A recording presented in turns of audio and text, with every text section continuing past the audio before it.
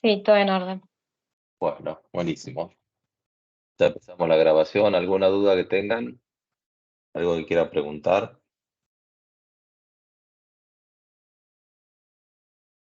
Bueno,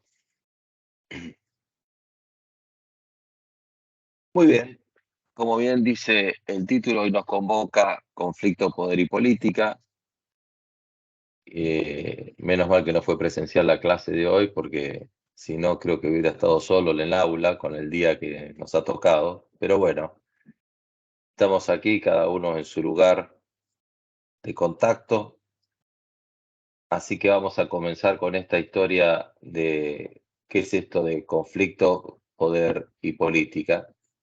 Y vamos a comenzar por un concepto que arranca, este es el capítulo 13 de DAF, y DAF comienza con el conflicto intergrupal, definiéndolo como una especie de comportamiento, ¿no?, que ocurre entre dos grupos en las organizaciones cuando los participantes de un grupo se identifican con ese grupo y perciben a los otros que bloquean el logro de las metas y expectativas. Claro, cuando vos definís esto, decir, ¿qué es esto? Esto es una guerra. ¿Cómo puede bloquear otro grupo las expectativas o los objetivos de otro grupo dentro de una organización? Y bueno, esto tiene que ver con las tensiones contractuales que se viven dentro de una organización. En definitiva, no es que los objetivos estén encontrados, porque hemos estudiado mucho texto que nos habla de la visión del cliente, de la visión compartida y una serie de cuestiones, y ahora estamos entrando en conflicto intergrupal, donde nos puede estar diciendo que existe una percepción por parte de unos que el otro grupo puede bloquear el logro de las metas o los objetivos. Eh, entonces, esto es un tema que parecería contradecirse, pero es una cuestión medianamente natural, siempre y cuando el conflicto se mantenga controlado. Nosotros hemos visto los conflictos latentes anteriormente. Para el cuatrimestre que viene voy a integrar estos dos conceptos, el conflicto dado anteriormente y este. Pero el otro estaba más vinculado a los equipos, acá está más vinculado a las organizaciones.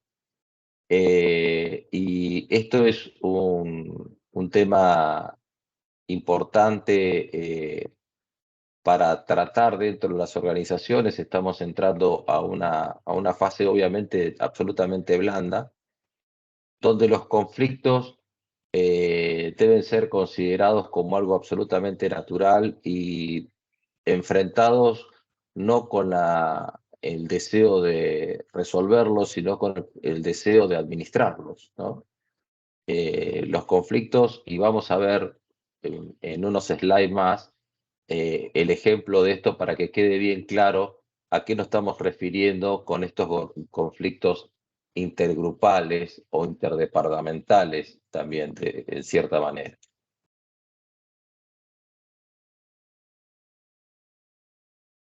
Eh, DAF aclara que no hay que confundir conflicto con competencia. Él dice que tiene una cierta similaridad con la competencia, pero la competición es la rivalidad entre grupos que buscan un objetivo común, es decir, llegar primero, hacer las cosas mejor que el otro, el objetivo en común, mientras que el conflicto da por sentada una interferencia directa en el logro de la meta, es decir, no quiere llegar uno primero con el otro, sino que tu logro no me permite a mí cumplimentar mi logro. Entonces ahí entramos en un conflicto, es decir, tu, tu buen resultado va a implicar que va a ser un mal resultado para mí. Esa es la diferencia entre competencia y conflicto.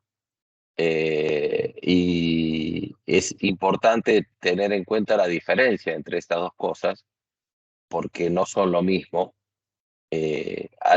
van a escuchar muchas veces por ahí la sana competencia.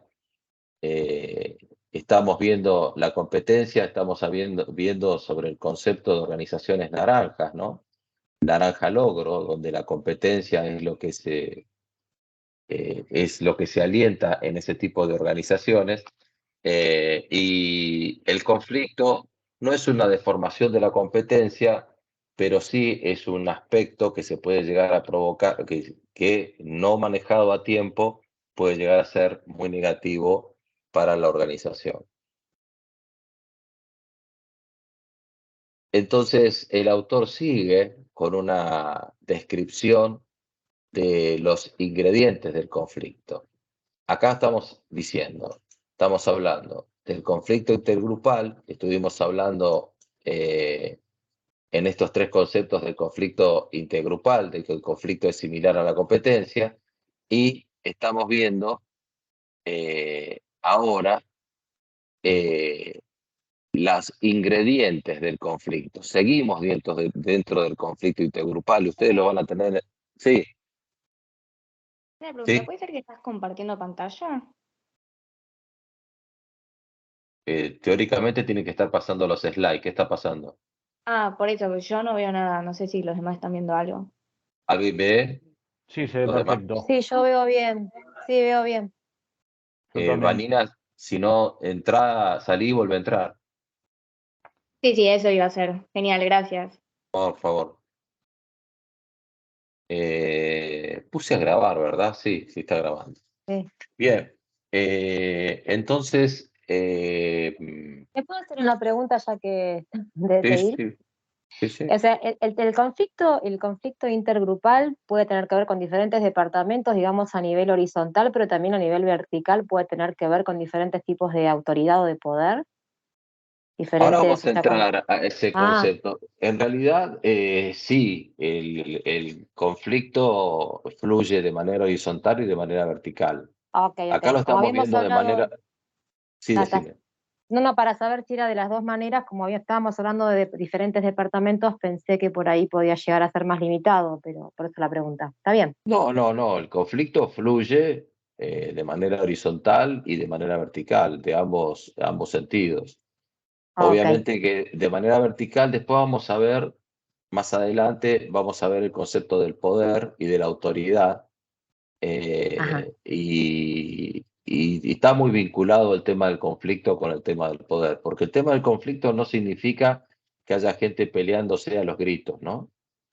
Ujú, El conflicto es algo que se administra, es algo que existe, y vamos a ver un ejemplo ahora que lo da el autor, para que ustedes, para comprender qué es lo que el autor da, como para entender un poco justamente qué es esta historia del conflicto, ¿no? Y que nos vamos a dar cuenta que no es un tema de que están todos peleados y pegándose, sino que tiene que ver con es un conflicto de intereses, justamente es un conflicto de intereses, intereses encontrados, y que esta tensión de intereses encontrados las organizaciones las buscan a propósito.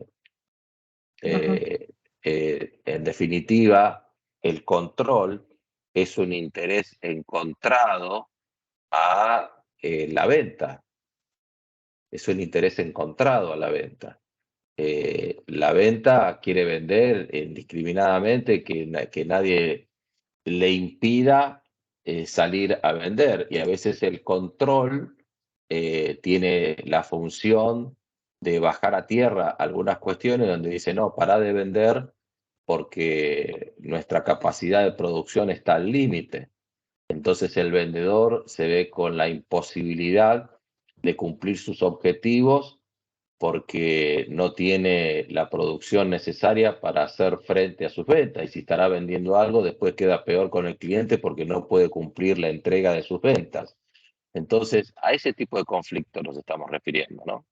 A ujú. conflictos que no significa que las personas se lleven mal, sino que, y ahora justamente estamos entrando en ingredientes del conflicto para que veamos un poco de qué consiste esta historia, ¿no? Gracias. No, por favor. Estamos viendo ahora en ingredientes de conflicto, identificación del grupo. Hay una necesidad de que el grupo esté identificado, y esto es bastante lógico, este razonamiento, porque obviamente si el grupo no está verdaderamente identificado, no existe una diferenciación con el otro. Si no existe una diferenciación con el otro, ¿qué tipo de conflicto puede haber? Entonces hay una gran identificación del grupo, es decir, que los ingredientes de conflicto es cuando un grupo tiene una alta una alta afiliación, entonces el grupo se siente propio y se defiende sus propios intereses. Y por eso también está en función de diferencias observables, ¿no? De diferencias que efectivamente el grupo perciba que existe con otro grupo determinado. Estamos hablando de grupo, puede ser departamentos, etcétera, ¿no? Por eso está hablando de intergrupales. Y después tiene que haber un cierto nivel de frustración por parte de los integrantes del grupo por el no cumplimiento de las metas o por el cumplimiento inadecuado o por la imposibilidad de poderlas cumplir o por los problemas de tener que enfrentar determinadas circunstancias para cumplir las metas. Estos son los ingredientes del conflicto, digamos. Todavía no estamos hablando del conflicto propiamente dicho, estamos hablando de los ingredientes del conflicto. Y aquí entramos a un punto, justamente sí, en este caso, las fuentes del conflicto. Las fuentes del conflicto. Y entonces, el primero que estamos viendo es la incompatibilidad de metas, ¿no? Y la incompatibilidad de metas tiene bastante que ver con, habíamos visto la diferencia entre la competencia y el conflicto. Entonces, esta incompatibilidad de metas, vamos a tratar de verlas con este siguiente gráfico que estamos viendo acá. Vemos las áreas de conflicto. Acá tenemos las áreas de conflicto, ¿no? Acá el autor nos habla del conflicto de metas, ¿no? Después, acá arriba el autor nos dice marketing frente a manufactura. Ventas versus producción, si le quieren decir también de una manera similar. Entonces acá arriba nos dice, la meta operativa es la satisfacción del cliente, la meta operativa es la eficiencia de producción. Entonces aquí vemos el conflicto a qué se está refiriendo, ¿no? Hay una tensión entre la satisfacción del cliente y una tensión entre la eficiencia de la producción. Claro, uno podría decir, pero no debería, pero sí la hay. No debería, pero sí la hay. Entonces, dentro de lo que es la gama de línea de producto, es decir, el área de conflicto que se puede estar generando dentro de la gama de línea de productos, el comentario típico por parte de marketing, que acá está marketing, ahí está marketing. El comentario típico de marketing es, nuestros clientes exigen mayor variedad. El comentario típico de la otra parte es, la línea de productos es vasta, es decir, es suficiente. Todo lo que logramos son corridas más cortas que no resultan económicas. ¿Esto qué quiere decir? Corridas más cortas que no resultan económicas.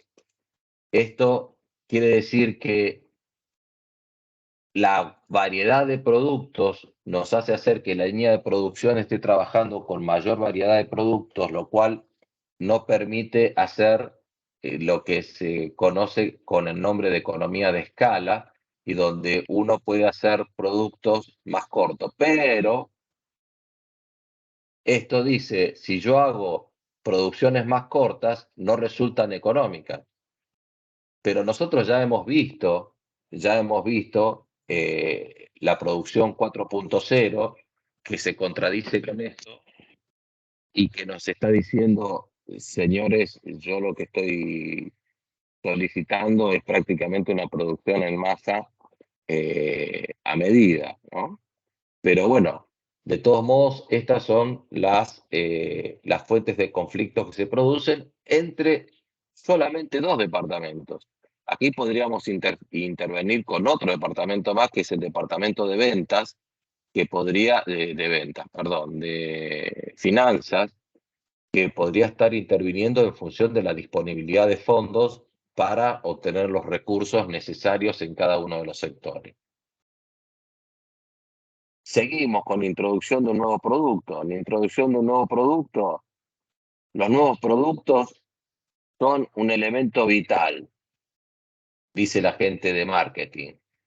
Los cambios innecesarios en el diseño son prohibitivamente costosos. Es el comentario que puedes llegar a tener en la manufactura. Entonces, esto es el conflicto que nos estamos refiriendo. Estas son las tensiones, aquí es un área, de tensiones que se genera entre una visión de producción y una visión del cliente. ¿Cuál está mal o cuál está bien? Ninguna de ellas. Obviamente que la solución a esta, la respuesta a esta, está dada por el liderazgo. Está dada por el liderazgo. El liderazgo es el que debe resolver estas disyuntivas y el que debe decir, señores, vamos a ir para allá. Y va a tener que dar los recursos necesarios a manufactura, para que si nosotros queremos hacer líneas de producto con mayor variedad, entonces dame los elementos como para que yo pueda automatizar la planta y trabajar con esa variedad de productos. Bueno, eso es lo que el autor con estos ejemplos nos está aclarando. Después, bueno, obviamente está en programación de productos, en distribución física.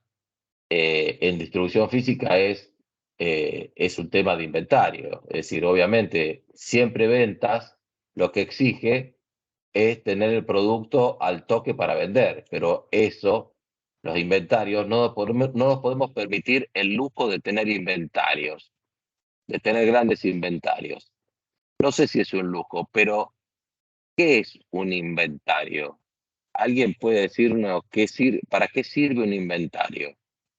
¿A alguien se le ocurre algo que pueda decirme para qué sirve un inventario?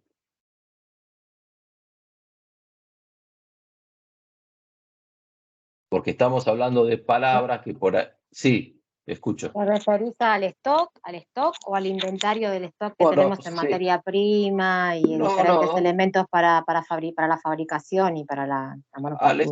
Al stock. Acá Claro. justamente estamos en el stock de productos terminados. Es la discusión entre el inventario o el stock de productos terminados, porque venta siempre lo que quiere es tener el producto terminado en la estantería para venderlo y entregarlo inmediatamente, ¿no? A Claro. eso me estoy refiriendo. Ahora, ¿pero Y qué es quizás compra eso? también puede ser un tema de logística, o sea, que no tengan un depósito adecuado para guardar más stock o más materia prima necesaria, de lo que realmente se va a necesitar para vender. Entonces ahí por ahí puede aparecer el conflicto entre las dos áreas. Uno que quiere tener la materia prima disponible para que se pueda vender más y otro que dice hasta acá llegamos porque esta es nuestra capacidad. Claro, pero más que la capacidad física de almacenamiento, ¿cuál es el concepto del inventario, no? El inventario es como Sí, decime. Es tener la información de lo que voy teniendo al día, o sea, lo que voy teniendo, todo el tema no sé, me parece. Bueno, pero conceptualmente el inventario es como una especie de buffer, una especie de colchón, por decirlo de alguna manera, Sí, si no se comprende lo que es la palabra buffer, que sí, armoniza las dos curvas, la curva de producción con la curva de demanda. Es decir, armoniza la curva de oferta con la oferta de demanda, con la curva de demanda, perdón. Entonces, ese inventario existe justamente para armonizar las curvas cuando el sector de producción tiene alguna interrupción, tener la posibilidad de que el sector de ventas siga operando porque existe ese inventario. Ahora, ¿cuál es el nivel de inventario óptimo? ¿Cuál debe ser el nivel de inventario óptimo? El nivel de inventario, no cabe duda que es una inmovilización de capital. Es decir, yo puedo tener guardado un determinado volumen de mercadería, supongamos que hago lámparas y tengo, dice, yo vendo 500 lámparas por mes. Bueno, tengo un stock de 500 lámparas. Bueno, está bien. Si yo tengo 500 lámparas, esas 500 lámparas están inmovilizadas. Ese dinero que implican esas 500 lámparas están inmovilizados. Entonces hay la gran pregunta en las empresas es cuál es la política de inventarios y cuál es el equilibrio que debe tener una compañía para el inventario adecuado. Hay algunas compañías que trabajan con el criterio del inventario just in time, perdón, que es un concepto en el cual se trabaja con inventario de 2 horas. Bueno, se puede trabajar con ese concepto, pero implican muchas otras cuestiones. No significa trabajar con un inventario de 2 horas si yo no tengo la logística adecuada para la entrega de productos en esos tiempos y no tengo el flujo ininterrumpido de producción y de venta en esas 2 horas, bueno, fantástico. Ahora, si hay una interrupción, por ejemplo, en las ventas, y las ventas no fluye, que la entrega se pueda entregar cada 2 horas, sino que se entrega una vez por semana, por decirlo de alguna manera, entonces es inevitable la acumulación del stock. Pero bueno, más allá de esa explicación que yo les estoy dando, es para entender un poco que esto que estamos viendo se soluciona con una política de inventarios, con una política de inventarios uniforme. Acá tenemos, no quiere decir que el departamento de marketing se pelee en todos estos aspectos con producción. Con alguno de ellos puede existir, pero todo tiene una solución siempre y cuando exista por parte de la alta dirección o de la dirección superior a los departamentos de marketing y de manufactura como para resolver estas cuestiones, ¿no? Por eso les digo, son fuentes de conflicto, pero no estamos hablando de un conflicto de pelea, estamos hablando de un conflicto de intereses. Entonces, este conflicto de intereses nos está haciendo llegar, nos está dejando a las puertas del poder. Y el poder, hay acciones de poder mientras mayor interdependencia hay. Y ahora vamos a ver ese concepto, ¿no? El concepto de interdependencia y poder y el concepto de dependencia y el poder. Bien, no sé si fui lo suficientemente claro o fue algo claro con todas estas líneas de que le hice 18.000 líneas. Si les quedó claro este gráfico, qué es lo que explica este gráfico de DAF, que a simple vista uno lo estudia de memoria, pero realmente no comprende lo que está diciendo. Así que espero que les haya quedado medianamente entendible la situación. Ustedes me interrumpen en cualquier momento si quieren, si tienen alguna duda o necesitan algún tipo de aclaración. Bien.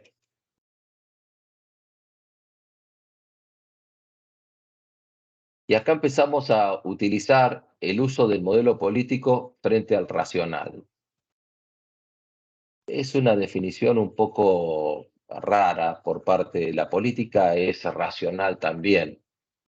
Pero obviamente, cuando hay una mayor interdependencia, cuando hay una mayor interdependencia de las tareas, cuando la interdependencia es moderada, y existe una diferenciación, más político será el vínculo entre esos departamentos. Más político será. Ahora, cuando la interdependencia es muy alta, esto lo dice un autor que se llama Pfeiffer, pero un libro que se llama El poder en las organizaciones, un libro muy interesante, muy difícil de conseguir, pero se consigue usado, es un libro muy interesante. Cuando la interdependencia es extremadamente alta, se tiende a perder esta diferenciación, por lo cual comienzan a trabajar en equipo los dos departamentos. cuando la interdependencia es muy alta. Pero cuando es moderada, el vínculo entre los dos departamentos es muy político, con lo cual hay que tener cintura desde el punto de vista del liderazgo para operar en ese tipo de departamentos. Y entonces DAF nos hace este gráfico, este cuadro nos hace, mejor dicho, perdón, no el gráfico. Bueno, no puedo borrar, ahí la borré. Este gráfico y nos habla de las fuentes del conflicto. Yo no terminé de ver las fuentes de conflicto porque me pasé, perdón, y los mareé, porque no hablé de la diferenciación y la interdependencia de tareas y los recursos limitados son los tres aspectos que junto con la incompatibilidad de metas que estudiamos en este cuadrito, son las cuatro fuentes de conflicto, ¿no? La diferenciación entre los departamentos, como estuvimos viendo, el departamento de marketing, el departamento de producción, la interdependencia de tareas, la necesidad de que uno depende del otro por la interdependencia que existe entre los dos departamentos y obviamente los recursos limitados. Como siempre, uno de los problemas que existen es siempre que los recursos son limitados. Los recursos son limitados. Si los recursos fueran ilimitados, uno tendría muchos menos problemas desde el punto de vista conflictivo. Entonces estas son las fuentes, las cuatro fuentes de poder. Y ahora sí volvemos con estas cuatro fuentes de poder ya explicitadas en este cuadro, las cuatro fuentes de poder, explicitadas en este cuadro, y yo le había hablado de la interdependencia y la diferenciación, pero bueno, había olvidado lo anterior. Bien. Entonces acá habla de un conflicto, cuando el conflicto es bajo, el modelo racional describe la organización. Hay alguien que tiene el micrófono abierto, por favor. Cuando el conflicto es bajo, el modelo racional describe la organización. Entonces, es congruente entre los participantes, las metas, es congruente entre los participantes, el poder y el control es centralizado. No sé por qué llamarlo racional, pero bueno, el autor lo dice modelo racional. El proceso de decisión es ordenado, lógico y racional. Bueno, la racionalidad del proceso de decisión son una serie de pasos que uno hace de interpretar la situación, analizar la situación, verificar las alternativas y ahí tomar la decisión, digamos, es un proceso racional de decisión. Las reglas y normas, la norma es la eficiencia, y la información, por último, la información, extenso, sistemático y exacto, dice el autor. Bien. Cuando el conflicto es alto,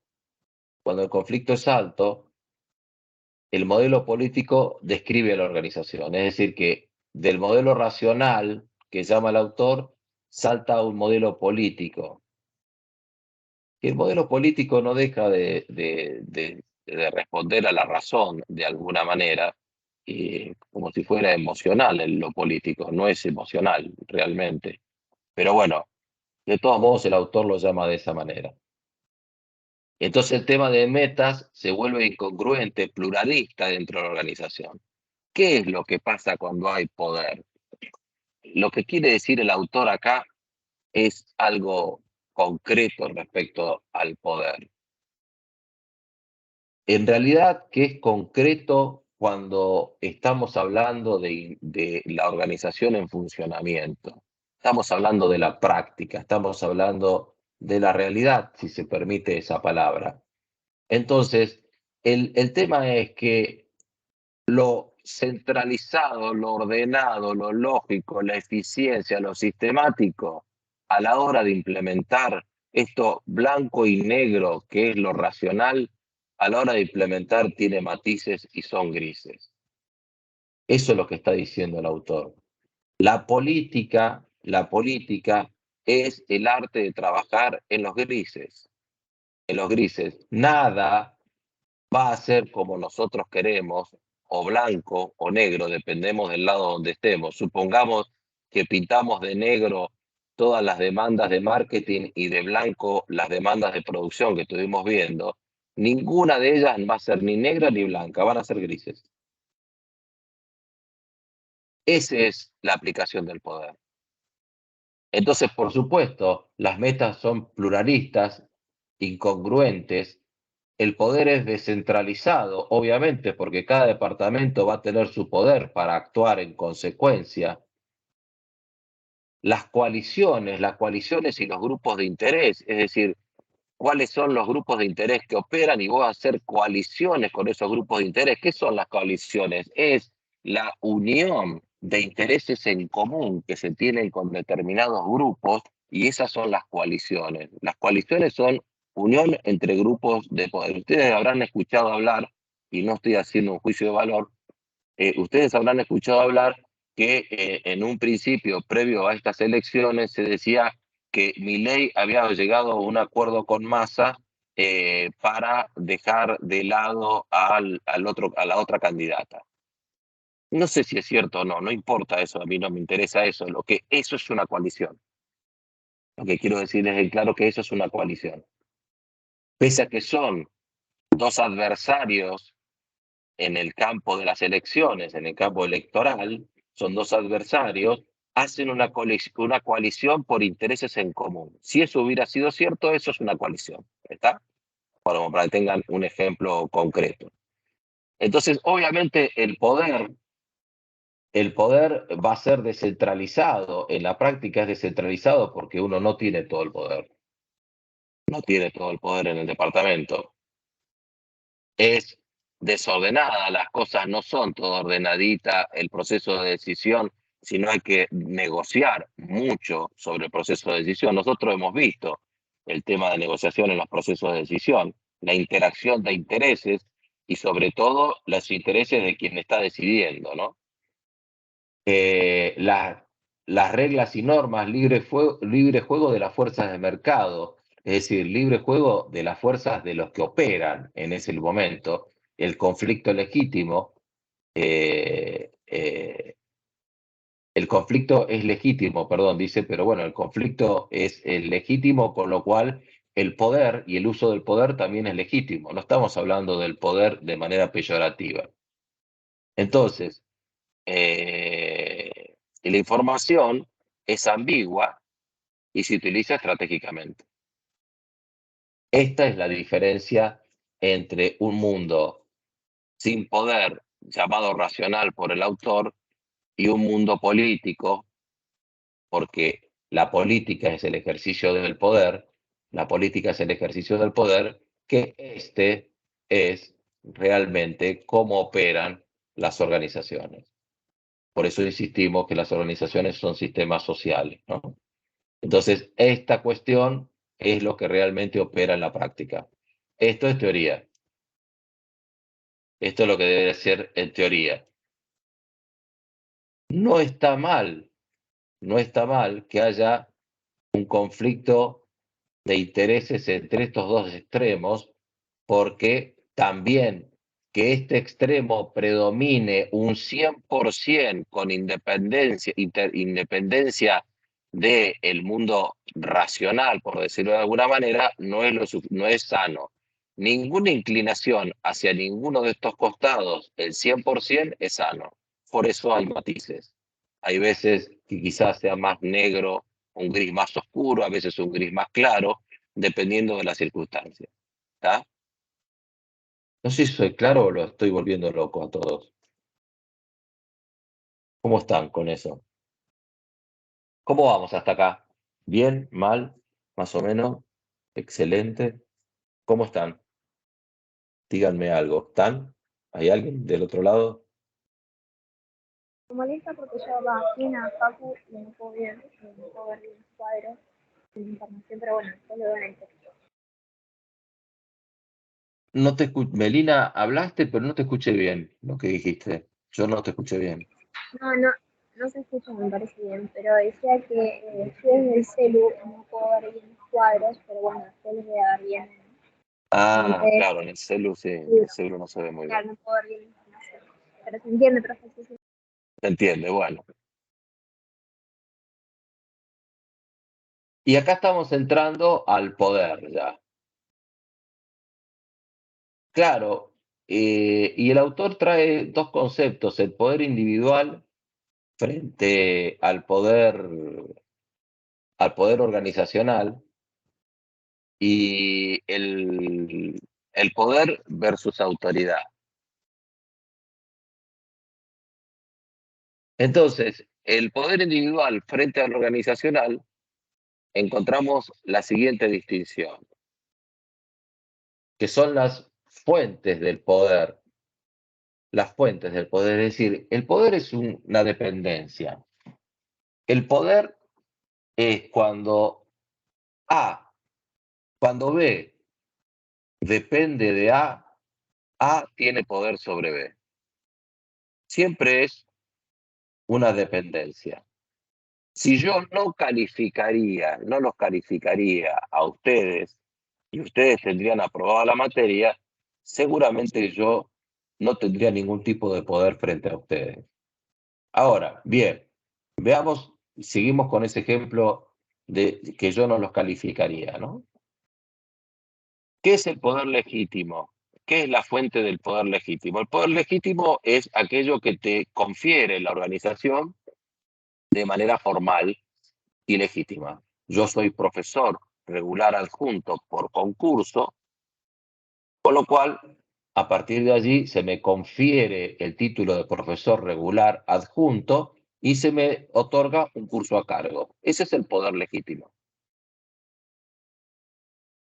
El poder de recompensa es aquel poder que ejerce su poder en función de una recompensa determinada por una tarea realizada. Es en el caso de cuando vamos a el típico poder que tiene una organización sobre nosotros porque nos paga nuestra remuneración todos los meses, por ejemplo. Y el poder coercitivo, por el contrario, es el poder que tiene poder sobre nosotros porque existe una fuerza limitante a nuestra conducta por la cual, por miedo o por algún aspecto o por precaución, nosotros respondemos a ese poder. El poder coercitivo y el de recompensa tienen algunos puntos en común. El poder de recompensa es más transparente, por decirlo de alguna manera. Te pago si haces esto. Y el poder coercitivo es te castigo si haces esto. O te castigo si no haces esto, digamos. Pero es un castigo. Ese es el poder coercitivo. En definitiva, tienen bastantes aristas en común el poder de recompensa y el coercitivo. Y después tenemos el poder de experto. El poder de experto es que supongamos que yo tengo el poder legítimo por ser profesor regular adjunto, como les decía, pero resulta que ahora la materia ya la tienen aprobada porque no va a ser calificada y quizás ustedes se queden escuchando porque resulte de interés lo que yo esté diciendo. En ese caso es su poder de experto. Es decir, el poder lo tengo o lo tiene la persona por el hecho de el conocimiento respetado por parte de todos. Y por último, el poder de referente. El poder de referente es, yo estoy hablando con ustedes y de repente aparece Messi en la comunicación y dice, hola, ¿qué tal? Soy Messi desde Miami y automáticamente nadie más me va a escuchar de ustedes. Nadie más me va a escuchar. Ese es el poder de referente. Ese es el poder referente. Es una opinión de Messi. Si Messi mañana dice, fulanito de tal, candidato a presidente, es un tonto, es una noticia bomba. Es una noticia bomba. Ahora, si lo digo yo, no se entera nadie, excepto quizás si lo digo delante de ustedes o si lo digo en mi casa, se enteran los que están en mi casa. Y ni bola que me dan los que están en mi casa, así es peor todavía. Entonces, ese es el poder referente. A veces las personas tienen poder por lo que representa y no porque sea un experto o porque tenga un poder coercitivo de recompensa o un poder legítimo, sino por la referencia que tiene sobre las otras personas. Esas son las fuentes de poder que existen y las fuentes de poder que dan dentro de una organización. Entonces, dentro de la organización tenemos muchos de estos poderes coexistiendo, muchos de estos poderes. Y aquí es la fuente de la organización informal. ¿Alguien quiere decir algo? ¿Podría ser el poder de referente un delegado? O sea, que todos siguen lo que él dice, aunque no tenga un poder, o sí es legítimo porque está dado, porque está nombrado. Bueno, hay dos cosas, ¿no? Un delegado para la organización está formalmente establecido por el voto y el sindicato lo establece formalmente y es delegado gremial. Pero por otro lado, para el empleado es un referente. Ok, Entonces, gracias. sobre el empleado tiene un poder referente. Sobre la organización, no. Es un poder legítimo. ¿Ah? Ok, gracias. Oh, por favor. Entonces, ahora bien, ¿qué diferencia hay entre poder y autoridad?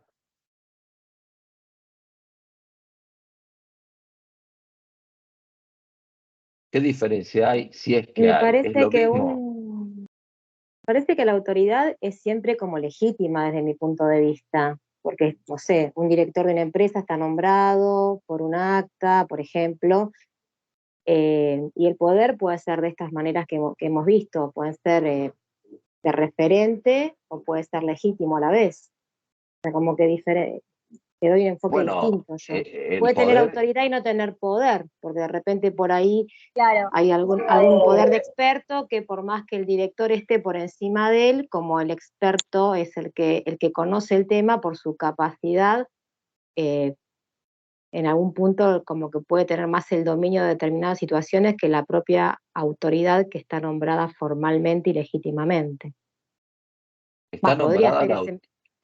Y una autoridad, yo creo que siempre desde el punto de vista de una organización estoy hablando, ¿no? Me parece que tiene que estar formalizada y por ahí no sí, tener el mismo poder frente a sus, eh,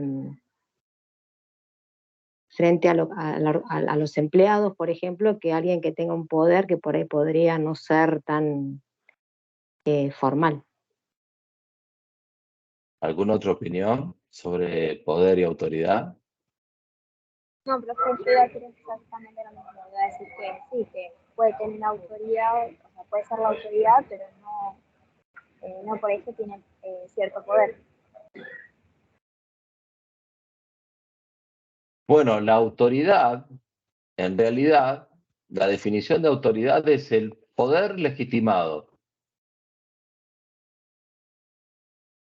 Es decir,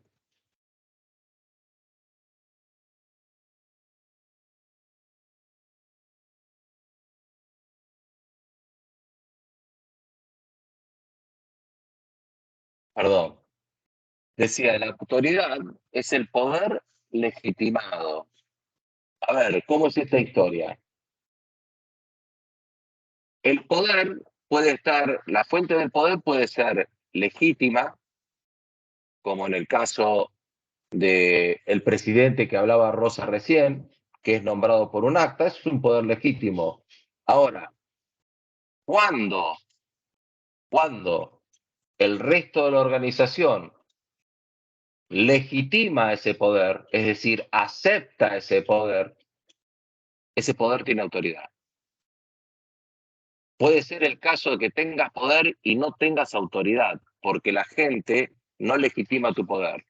Nosotros hemos visto gobernantes que han tenido el poder porque son presidentes de la nación o presidentas de la nación y sin embargo no han tenido autoridad porque la ciudadanía no le ejerce una legitimación a ese poder por diversas razones. Y sin embargo sí se la puede llegar a conferir a otros por experto o por recompensa, de decirlo de alguna manera, o por referente, pero no aquel que tenga el poder legítimo. Entonces, la autoridad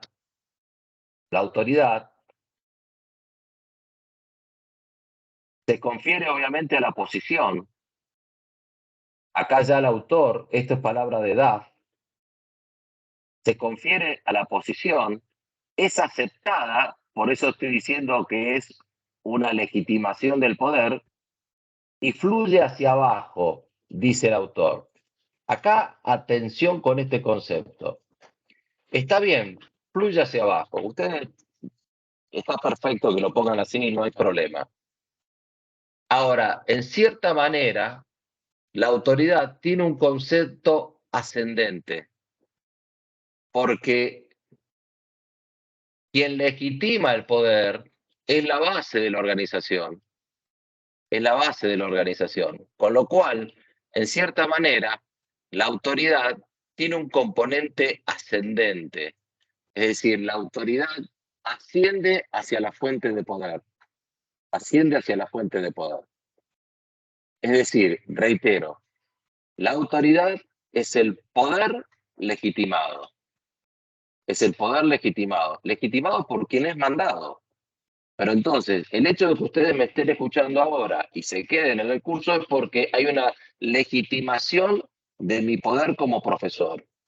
Si no hubiera nadie o ninguno me estuviera escuchando o nadie o no se conecta absolutamente nadie, evidentemente hay una situación de no validación de mi poder. ¿Quedó claro eso? ¿Alguna duda? No. Ahí vienen cómo son las cosas claras para manejar bien el tema del poder y la autoridad, que son dos aspectos totalmente distintos, vinculados, pero totalmente distintos. Bien, aguárdeme un instante, por favor.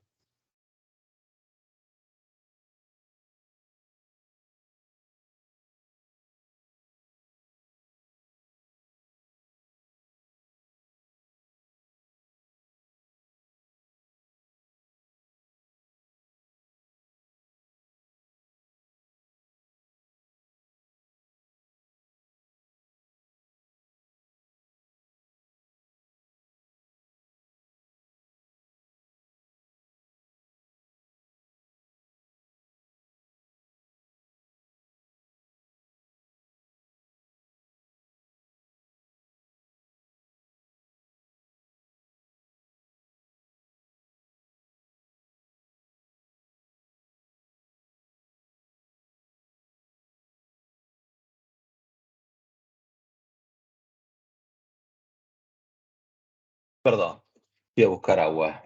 Me había quedado sin agua. Bien, entonces acá tenemos una diferencia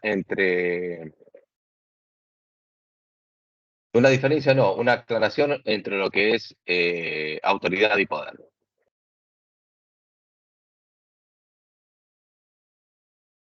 Justamente acá vemos las fuentes verticales del poder y ahora después vamos a ver las fuentes horizontales del poder. Las dos cuestiones que estuvimos hablando, que Rosa nos trajo anticipadamente al principio de la clase. Entonces, la fuente obviamente vertical de poder, la primera que encontramos es la posición formal. Otra fuente es el manejo de recursos. A ver, ¿qué es la política? La política es la pelea por los recursos. Si ustedes ven la política pública, es la política de cajas. Cajas no porque haya un cajero, sino porque haya el flujo de dinero. ¿Qué quiere decir esto? Que si yo tengo un ministerio que maneja una caja importante, mi poder como ministro es superior a aquellos que no poseen un ministerio que maneje cajas importantes. Entonces, independientemente de la legitimidad del poder que cada uno de los ministros tenga, porque fueron nombrados ministros, el poder vertical cambia por el recurso que dispone el ministerio. Por eso también estamos hablando de cualquier tipo de departamento, de cualquier organización. Entonces, esto es importante tener en cuenta que la caja es un tema importante para, acá en este caso, fuentes verticales de poder, es decir, independientemente del puesto que vos estés ocupando formalmente o que tengas un poder legítimo, tu poder va a estar en aumento en función del recurso que manejes. Si manejas grandes presupuestos, tu poder será mayor. Ni te cuento si vos sos el que asignás el presupuesto, ¿no? Ni hablar. Lo mismo ocurre con el control de las premisas de decisión y de información. En definitiva, aquí ustedes están viendo las fuentes verticales del poder, podríamos decir que también en cierta medida son las fuentes verticales del poder informal. Porque independientemente de que nosotros cumplamos con este poder legítimo, supongamos que tenemos todo bien definido en la organización formal, tenemos el famoso organigrama que todo el mundo pide y todos tenemos claramente quién depende de quién, esta situación, cada una de estas situaciones, en este caso, si hay un control de premisas de decisión y de información y de manejo de información, ese departamento o esa persona va a tener más poder que la otra, independientemente de que estemos hablando de un poder legítimo.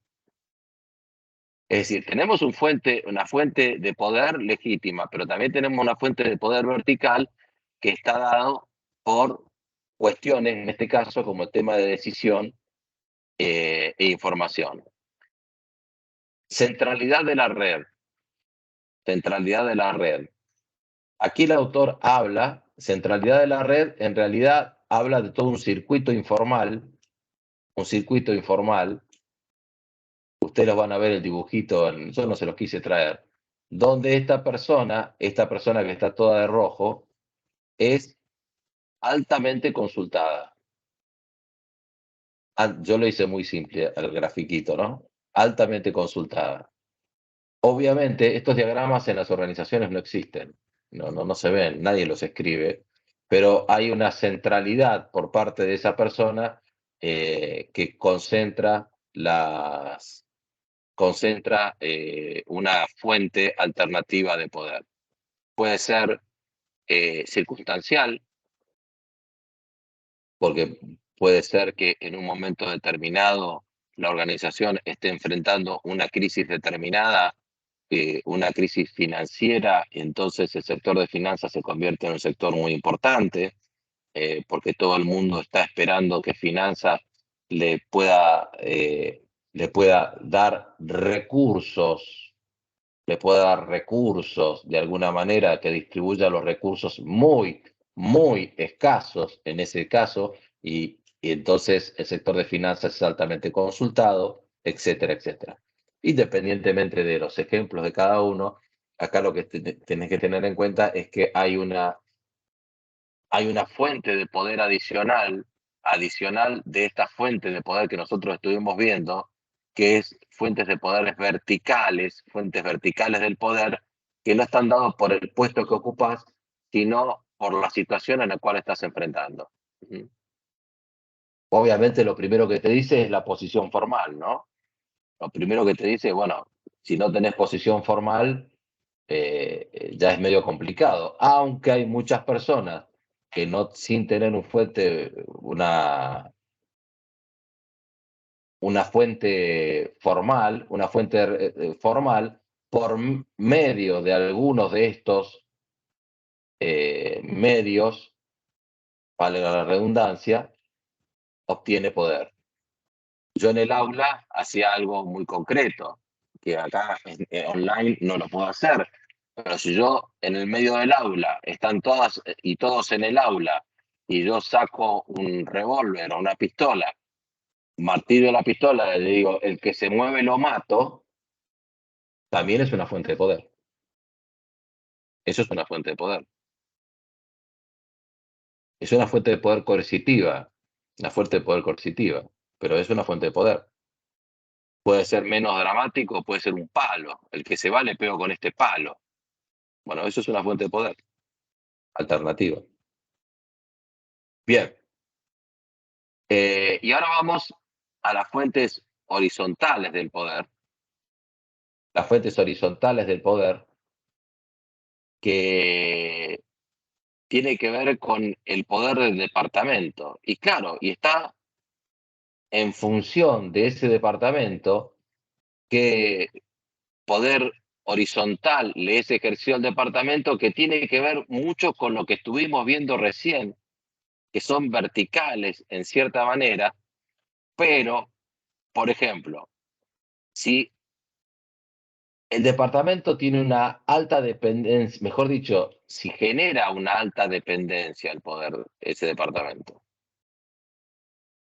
si tiene una alta disponibilidad de recursos financieros, si tiene una cierta centralidad, es decir, maneja información centrada. Yo he visto personas de tener altísimo poder porque sin la firma de esa persona no se podían hacer muchas cosas. Por ejemplo, vos sos diputado, como cualquier diputado, pero salís en bueno, no me viene el término ahora, en la comisión de pesca. Entonces, en la comisión de pesca, y resulta que sos presidente de la comisión de pesca y tu firma es la que autoriza todos los permisos de pesca del país. Pregunto, ¿tiene el mismo poder que cualquier diputado de la nación? No, no tiene el mismo poder. ¿Por qué? Por la centralidad.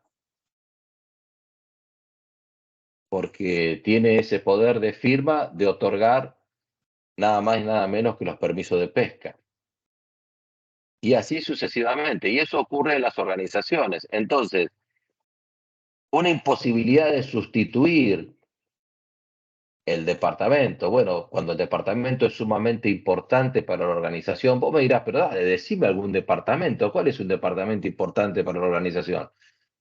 Bueno, yo te puedo dar muchos ejemplos. Me acuerdo en una empresa que era fábrica de pinceles, es una fábrica de pinceles y pinturas, todo lo que son los elementos para pintura profesional y pinturas también, fábrica de eso. Y cuando fue cliente mío tenía un gerente comercial que manejaba toda la cartera de clientes y los clientes le respondían a él directamente. Prácticamente tenía el poder, la persona, de poder seguir a otra organización con toda la cartera de clientes y pese a que esa empresa era líder en el mercado, podía dejar de serlo si ese gerente se iba. Ahí tenés la imposibilidad de sustituir, por ejemplo. Un ejemplo concreto. Existen. Ahora, esa imposibilidad de sustituir, perdón, ¿es eterno? No. Todo tiene sus matices, todo va cambiando, pero en un momento determinado puede ser que sea. Entonces, esas son las fuentes de poder que vas a encontrar en DAF y que son fuentes, tenés las fuentes de poder que tienen que ver con el poder legítimo, el poder de referencia. Las fuentes verticales del poder que tienen que ver con los recursos, que tienen que ver con el manejo de la información, con el manejo de la decisión, etcétera, etcétera. Y las fuentes horizontales de poder que tienen que ver con la dependencia que tiene con ese departamento, los recursos que tiene, no los recursos que maneja, sino los recursos que le es aportado a ese departamento, la centralidad, la imposibilidad de ser sustituido por ese departamento, esas son las fuentes horizontales de poder. ¿Está?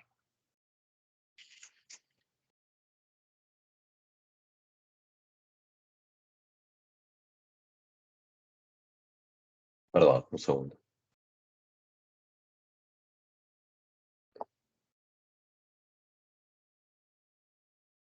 Bien. Después van a encontrar este grafiquito, el poder y las tácticas políticas. Y el gráfico está hecho, o este cuadro, mejor dicho, no es un gráfico.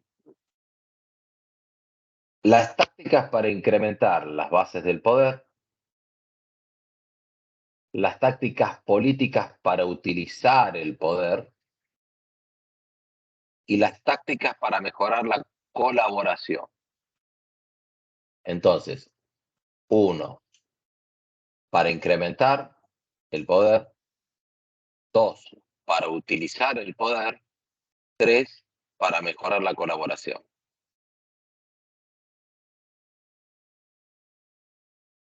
Para incrementar el poder, ingresar a áreas con un alto nivel de incertidumbre.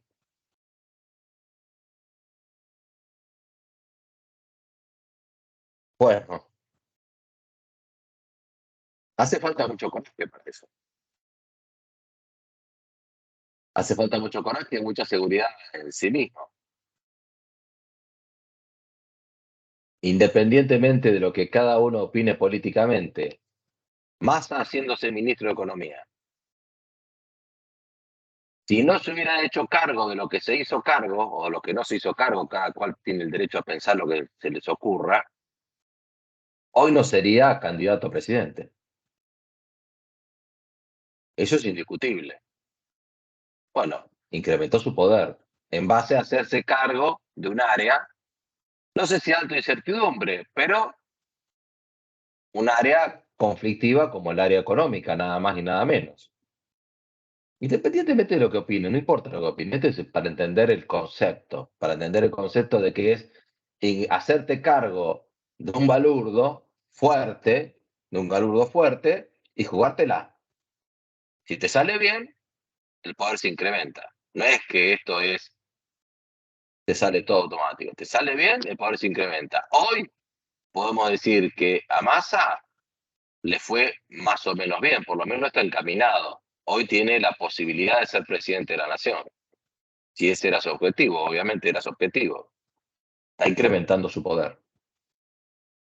Hoy el poder de Massa frente al viernes es absolutamente distinto. Ahí tienen un ejemplo concreto de poder. La otra es crear dependencias. El segundo aspecto es crear dependencias. Obviamente, si vos vas creando, mientras más dependencia crean, más poder tenés. Obviamente, la dependencia es la base del poder. Si nadie depende de vos, nunca vas a tener poder. Si los alumnos no dependieran de mi calificación, yo no tendría poder. Podría llegar a tener poder de experto, pero podría llegar a tener poder de experto.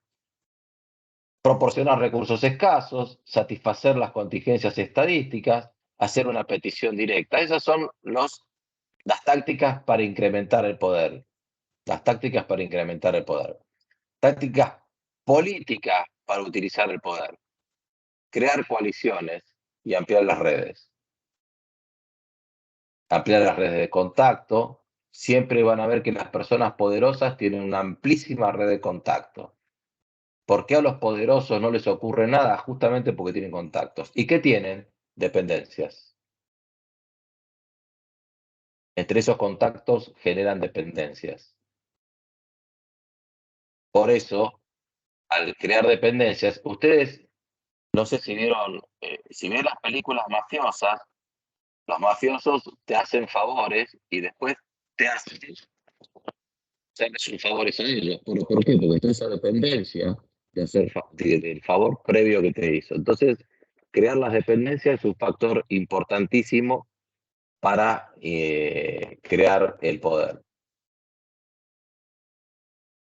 Asignar personas leales a los puestos claves.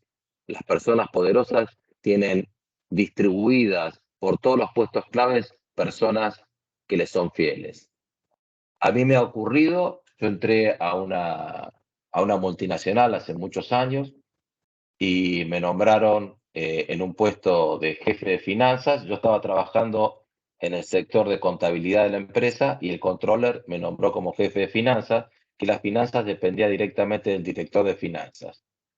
Era una cuña del controller al director de finanzas.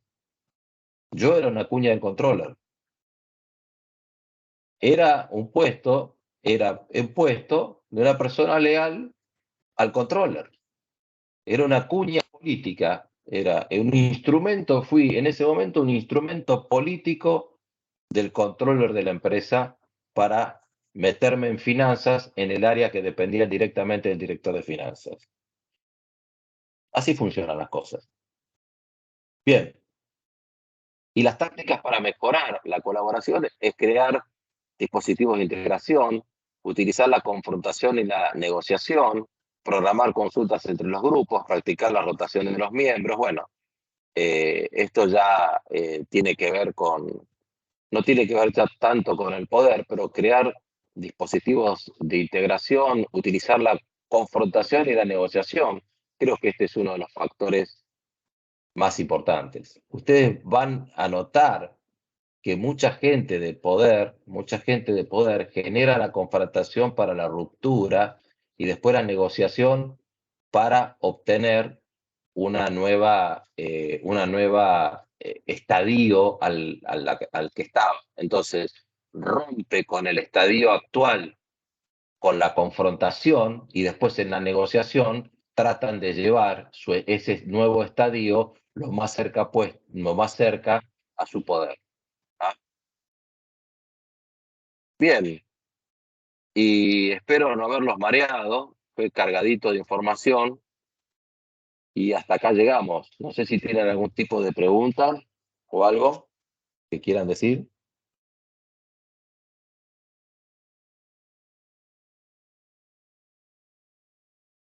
¿Nada?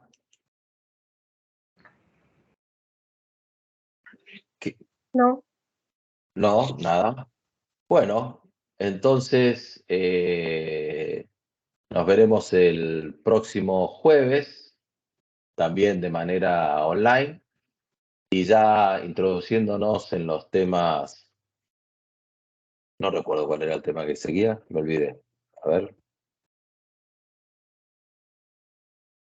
¿Cuál era el tema que seguía? Biografía. El tema que sigue es transformación digital. Transformación digital de las organizaciones. Exactamente. Bien. Un tema larguito. Eso es lo que sigue. Así que bueno, nos estamos viendo y bueno, muchas gracias y nos vemos en la próxima. Gracias. Dale, hasta el jueves. gracias, profesor. Chao. Un abrazo. Chao, chao.